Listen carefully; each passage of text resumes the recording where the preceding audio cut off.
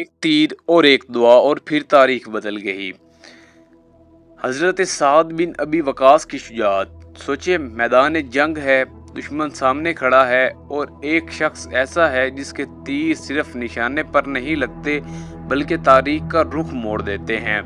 یہ کہانی ہے اس عظیم صحابہ کی جن کے بارے میں حضرت محمد صلی اللہ علیہ وآلہ وسلم نے فرمایا، میرے ماں باپ تم پر قربان ہوں اے سعد۔ حضرت سعد بن ابی وقاص اسلام کی ابتدا ماننے والوں میں سے تھے۔ انہوں نے نہ صرف ایمان لایا بلکہ ہر موقع پر اپنی جان خطرے میں ڈال کر اسلام کا دفاع کیا۔ وہ نہایت ماہر تیر انداز تھے، ان کا نشانہ کبھی خطا نہیں ہوتا تھا۔ ایک واقعہ ہے غزوہ احد کا۔ جنگ عروج پر تھی، مسلمان مشکل میں تھے، کئی لوگ پیچھے ہٹ چکے تھے، لیکن ایک شخص ڈٹا رہا، وہ تھے حضرت سعد۔ حضرت سعد مسلسل تیر چلاتے رہے تھے، ہر تیر دشمن کے لیے موت کا پیغام بن رہا تھا۔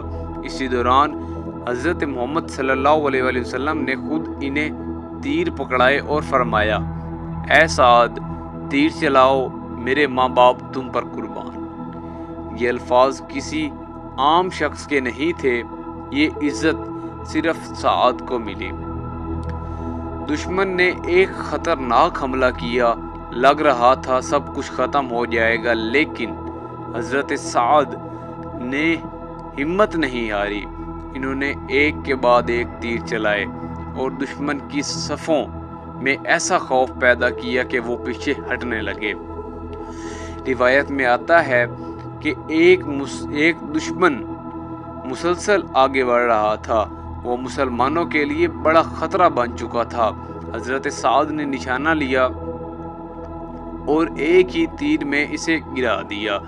یہ صرف نشانہ نہیں تھا، یہ ایمان، یقین اور بہادری کا مظاہرہ تھا۔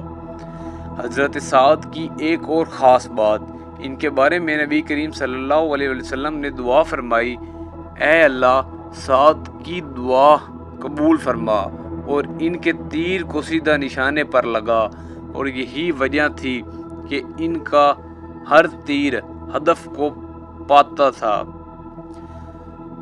ایمان کے ساتھ ہمت ہو تو ناممکن ممکن بن جاتا ہے۔ اللہ پر یقین انسان کو ناقابل شکست بنا دیتا ہے۔ ایک سچا مجاہد پوری قوم کا حوصلہ بن سکتا ہے۔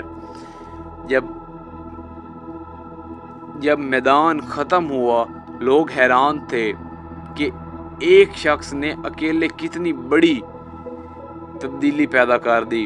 یہ صرف جنگ نہیں تھی، یہ ایمان اور شجاعت کی جیت تھی۔ آج بھی اگر ہم اپنی زندگی میں ہمت، یقین اور اللہ پر بھروسہ پیدا کر لیں تو ہر مشکل آسان ہو۔